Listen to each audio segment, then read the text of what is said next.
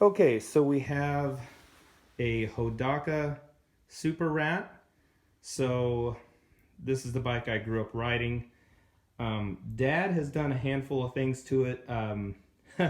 I do know that the chrome fenders on the front and back I stole off of another bike off the junk pile, but I don't know if they came stock. Dad, did they put chrome fenders stock on them? Yeah, they did up to about 72 or so.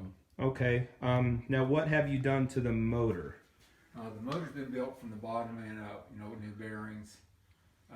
It's been bored 80 over, Wiseco piston, high compression piston. It's been ported, converted over to reed induction with a 26 millimeter Mikuni carburetor. I guess that's about it. It's got a stock expansion chamber on it. Okay. They were just 4 speeds back then. They didn't go to a 5 speed till I think 73 or 2, somewhere in there. Of course, got the big sprocket.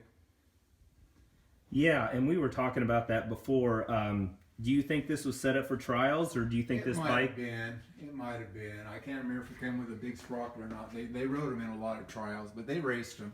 They had Okay. a 100cc class they raced back in the day, Now, and they done good. They won a couple of championships with them, and then Honda and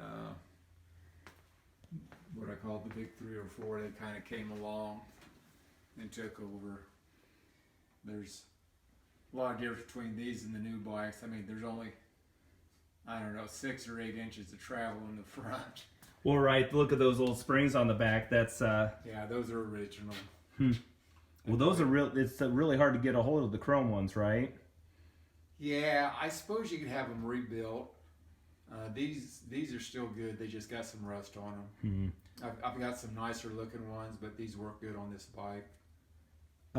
When did you got a new seat for it? Didn't you, or did you get it Yeah, I recovered? got that through Hodaka Paul. Okay.